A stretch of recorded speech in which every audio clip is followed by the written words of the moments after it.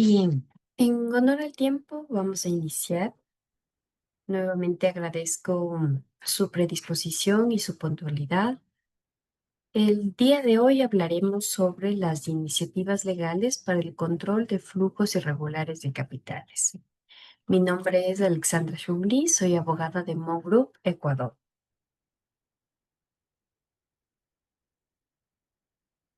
Aquí pueden encontrar mi correo para contactarme. Estoy a la orden. En lo que pueda ayudarles, estaré encantada. Bien.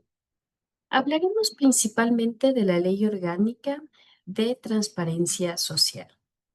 Esta ley fue remitida a la Asamblea como una ley urgente emitida por el presidente de la República y fue aprobada el 26 de agosto de 2025 en un segundo debate en la Asamblea Nacional. Esta ley fue publicada en el tercer suplemento del Registro Oficial el 28 de agosto de 2025 y desde esta fecha entró en vigencia. ¿Cuál es el objetivo principal de esta ley? Como podrán un poco ya presumir del nombre, esta ley busca establecer el marco jurídico para promover la transparencia de las organizaciones sociales sin fines de lucros, conocidas como OSSFL, ¿sí? Dentro de estas organizaciones sociales encontramos a las asociaciones, fundaciones, gremios, toda organización que no tenga fines de lucro. Esta ley ha identificado como principal fortaleza un control estatal para prevenir, detectar y controlar flujos irregulares de capitales. Así también busca incentivar el cumplimiento de las obligaciones tributarias, optimizar la gestión y administración de bienes públicos. Como veremos, hay normas bastante entretenidas, por llamarlo así. Y principalmente busca garantizar una adecuada supervisión de los recursos estratégicos, principalmente del sector minero. Bien, ¿quiénes son los sujetos obligados de esta ley? En principio, fundaciones, corporaciones y demás entidades que se constituyan o realicen actividades en el Ecuador sin fines de lucro. La ley ha establecido como ente de control a la Superintendencia de Economía Popular y Solidaria, conocida como SEPS. Esta será la entidad pública encargada del control, supervisión, auditoría e intervención de estas organizaciones, de las organizaciones sin fines de lucro. Esta ley trae algunas reformas. El día de hoy hablaremos de las más importantes. En materia tributaria, una de las principales reformas versa sobre el impuesto a la renta en la distribución de dividendos o utilidades. Cuando una sociedad genera una ganancia, esto debe ser distribuido en principio a sus socios o accionistas y así también a sus trabajadores, ¿sí? Y cuando esto suceda, se tendrá que pagar un impuesto a la renta única. Y adicional a ello, se prevé que este impuesto será retenido por la sociedad que va a realizar la distribución.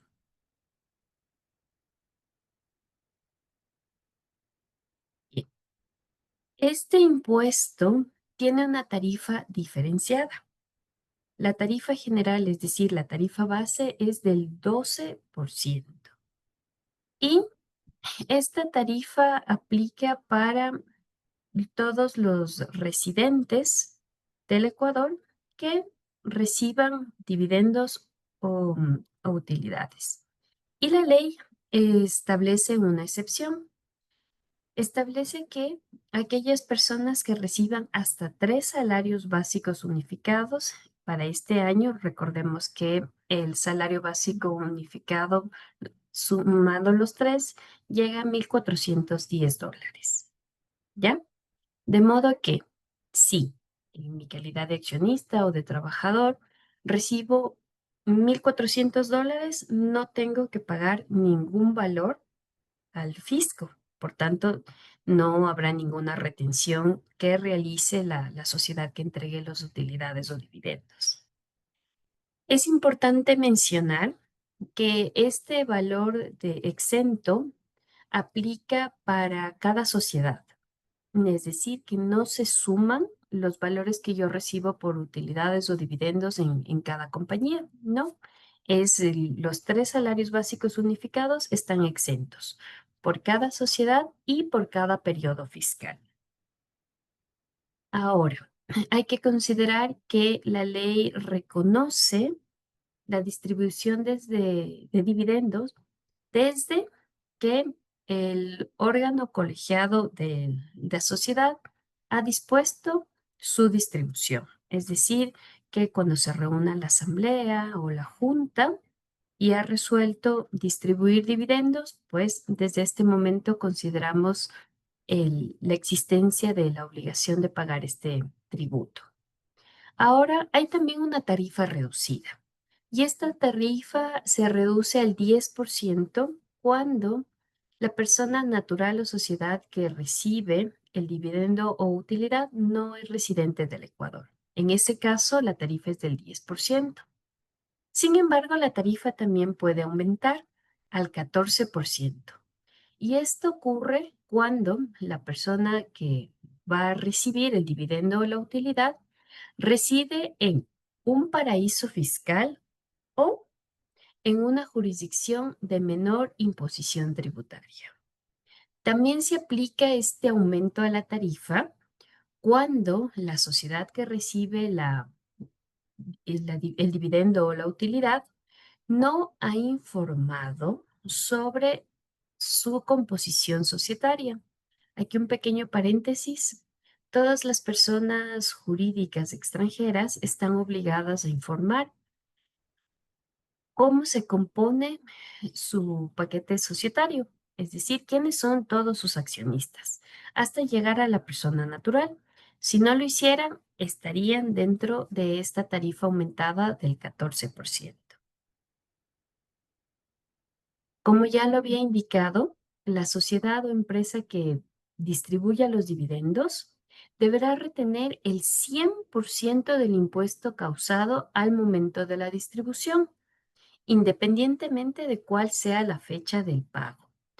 Aquí recordemos que las sociedades pueden llegar a un acuerdo de distribución y decidir que van a distribuir de las utilidades el 50% que se pagará en un mes o en un año o en 2 cuotas.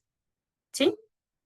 Esto ya depende del el acuerdo al que lleguen los miembros de la sociedad. Sin embargo, aquí debemos puntualizar en que se tomará en cuenta, se considerará el hecho generador el momento en que acepten realizar la distribución, independientemente de cuándo y cómo lo vayan a pagar. ¿Ya? En ese momento, pues, se deberá realizar el cálculo del impuesto y la empresa que va a distribuir deberá retener el 100% de este impuesto, aun cuando no sea agente de retención. De forma general, para temas de distribución de dividendos y utilidades, la ley ha establecido esta retención. Ahora, ¿qué pasa sobre las utilidades no distribuidas? ¿Ya? La norma ha establecido que aquellas sociedades que no distribuyan sus utilidades acumuladas al 31 de julio deben pagar un porcentaje conforme una tabla progresiva, la cual la veremos en la siguiente lámina. Sin embargo, también se ha permitido que este pago pueda compensarse con retenciones futuras al distribuir dividendos o con el impuesto a la renta del ejercicio de distribución o capitalización. ¿Sí? Es importante mencionar que lo que no se ha compensado podrá solicitarse mediante un proceso de devolución en los plazos que establece el Código Tributario. En esta norma podemos encontrar todo el detalle del procedimiento que se debe realizar para solicitar la devolución, ¿sí? Y en el caso de que no se distribuya ni capitalice las utilidades en dos ejercicios fiscales posteriores, el pago se pierde como crédito y pasa a ser un gasto no deducible, por lo que es importante considerar estos aspectos para evitar que se vuelva un gasto no deducible. Aquí está el cuadro de tarifas que lo había mencionado hace poco y como podrán ver, si recibe hasta $100,000 la persona natural o jurídica, la tarifa es cero, pero si supera los $100,000, el, hasta el millón es del 0,75. Superado el millón es del 1,25. Superado los 10 millones es 1,75. Y a partir de cuando se ha superado los 500 millones es del 2,5%. Nuevamente quisiera recalcar que la sociedad que distribuya la utilidad o el dividendo deberá retener el 100% de esta tarifa, ¿sí? Ahora, ¿qué pasa con aquellos dividendos que se perciban desde el exterior? La norma establece que los dividendos recibidos desde el exterior por personas naturales o sociedades residentes en el Ecuador se integrarán a la renta global, quedando sujetos a la imposición que aplique a cada una de ellas, dependiendo del resto de sus características. Adicionalmente, este impuesto pagado en el exterior, si fuera el caso, puede ser imputado como un crédito tributario hasta el límite que haya establecido la normativa ecuatoriana. Esto es algo importante de considerar en el caso de que la sociedad ecuatoriana reciba dividendos también del exterior. Como lo había mencionado, esta ley ha buscado también mejorar las condiciones de la administración pública y se han realizado reformas al Código Orgánico de Planificación y Finanzas Públicas. Son las siguientes. La primera es la exoneración de tributos fiscales. ¿Cuándo? Esta exoneración del pago de todo tributo de carácter fiscal, incluyendo el IVA, aplica a las transferencias de bienes muebles e inmuebles realizadas entre entidades del sector público o cuando una de ellas actúe como compradora o beneficiaria. Esto ya es un tema 100% de derecho administrativo, pero es importante considerarlo en el caso de que seamos parte de estas transacciones. Así también existe una exoneración a las tasas notariales y registrales. No se generarán tasas, derechos ni contribuciones a favor de notarías, registros de la propiedad, registros mercantiles o gobiernos autónomos descentralizados en los actos o escrituras públicas que documenten estas operaciones de transferencias entre entidades públicas. Es decir, que si el día de mañana el municipio de Quito decide venderle al municipio de Guayaquil el 10 motos, ¿ya? Esta transferencia se debe realizar a través de un contrato con reconocimiento de firma y rúbrica. El reconocimiento se realiza ante una notaría. No se pagaría la tasa que representa este contrato. Y también la transferencia de los vehículos genera un impuesto. Tampoco se pagaría. Estas son las exoneraciones que establece la ley.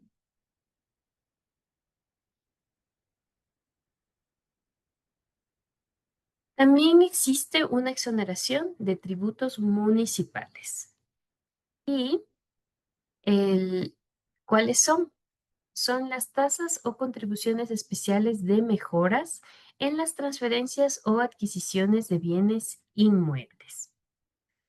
Cuando se realiza la compra y la venta de bienes inmuebles, es decir, departamentos, terrenos, oficinas y demás, se realiza una liquidación en la cual se establece el monto que a esta propiedad le corresponde asumir por las obras o beneficios que se hayan realizado en su parroquia o en todo el distrito municipal. En este caso, pues, la ley establece que estarán exonerados de estos pagos, facilitando así la transferencia de bienes entre instituciones del sector público. Aquí sí quisiera nuevamente recalcar que el beneficio es únicamente para transferencias entre instituciones del sector público.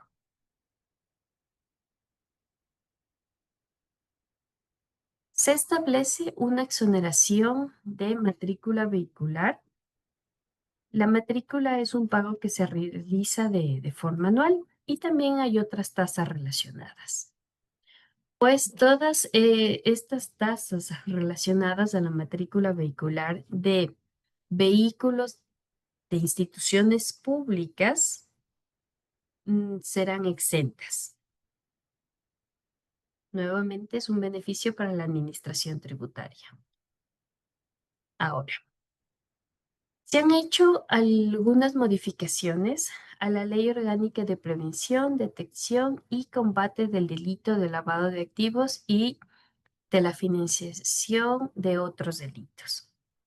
Aquí es importante recordar que se han identificado a muchas organizaciones sin fines de lucro que han sido utilizadas y empleadas para ingresar al sistema financiero dinero que no tiene un origen lícito o que al menos no ha podido justificarse en legal y debida forma.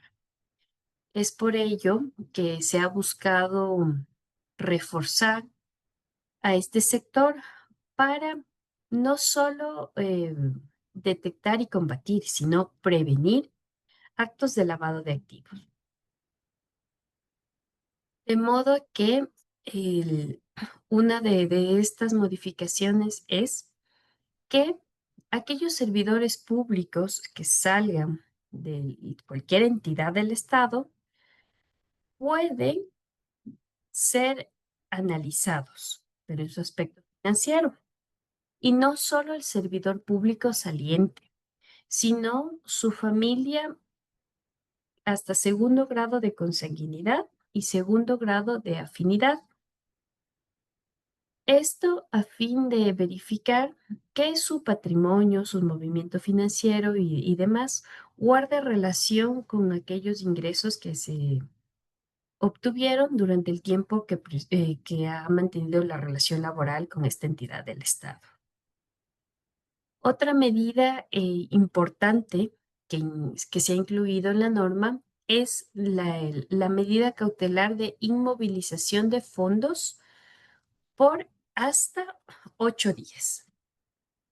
Primero, esta medida cautelar de inmovilización de fondos solo puede darse de aquellos fondos que hayan sido reportados como movimientos inusuales o injustificados. Recordemos que varias entidades públicas y privadas están obligadas a informar a la Unidad de Análisis Financiero y Económico de aquellos movimientos que no vayan de acuerdo al perfil del usuario. Por poner un ejemplo, yo percibo mi sueldo de forma mensual en mi cuenta bancaria por $500, mes a mes, máximo cada 10. Y un 15 recibo una transferencia de medio millón.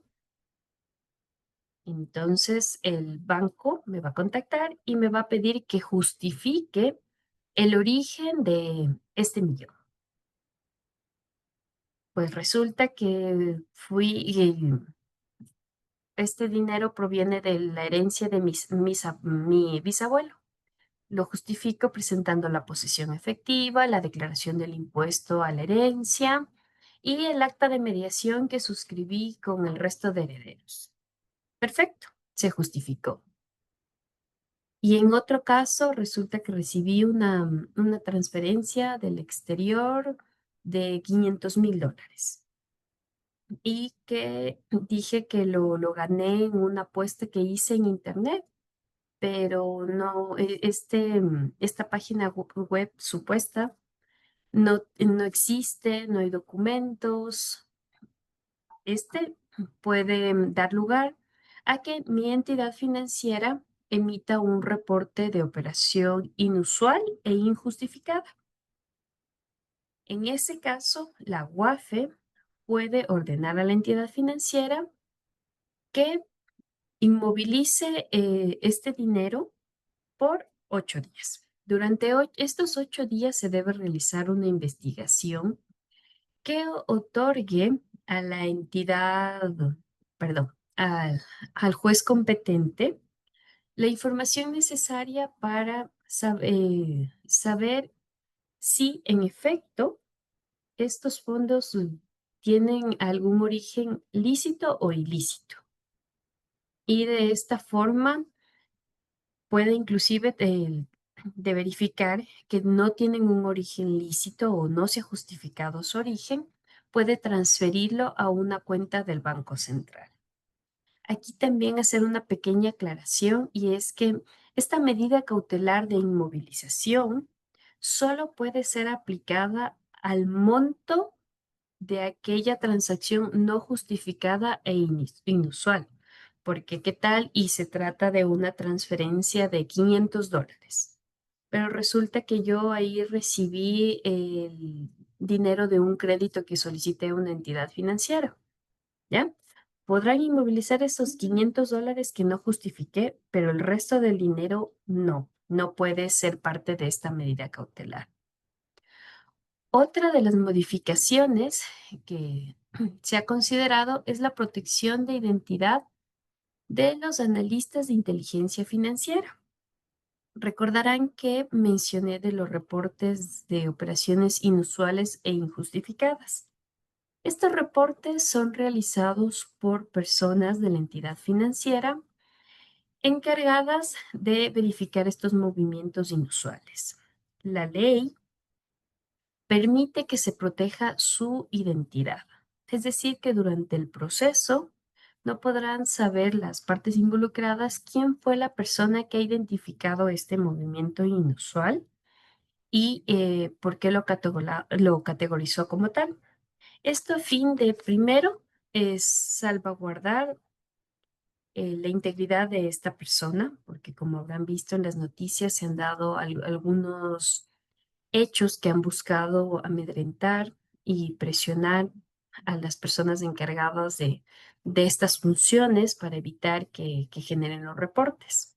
Al proteger su identidad, pues también se protege su integridad y se evita que sean también manipuladas por terceros. Otra reforma que se ha incluido es obligar a la UAFE a estandarizar los reportes y sanciones por el incumplimiento a las obligaciones que tienen las personas naturales y jurídicas para prevenir el lavado de activos y también por sanciones por presentar reportes erróneos. Todas estas reformas buscan fortalecer los sistemas y los procesos encaminados a detectar, prevenir y combatir todos aquellos procesos de lavados de activos. Es importante mencionar que las reformas y obligaciones que contiene esta ley debe ser aún desarrollado a través de un reglamento. Este reglamento será elaborado por la función ejecutiva, es decir, la presidencia, en un plazo de 30 días. y podremos tener información que nos permita aclarar algunas dudas que se han generado de la misma normativa. Quisiera hacer hincapié en la importancia de considerar, voy a regresar, la reforma que se ha dado en materia tributaria, a la distribución de dividendos y utilidades. Recordemos que las utilidades son los valores que reciben los trabajadores producto de las ganancias generadas por la empresa. Y los dividendos, las ganancias generadas por la empresa, pero entregados a los socios o accionistas de las compañías. Es importante que tengamos claro cuáles son los montos que están pendientes por distribuir, cuál es la calidad de los beneficiarios, si son personas naturales, jurídicas, residentes del Ecuador o no. Y en el caso de ser personas jurídicas extranjeras, es muy importante conocer su composición societaria para de esta forma establecer con certeza cuál es la tarifa del impuesto a la renta que debe la sociedad retener. Recordemos que la retención es del 100%. Dicho esto, quisiera saber si existe alguna duda. ¿No necesitan que profundice en algo más?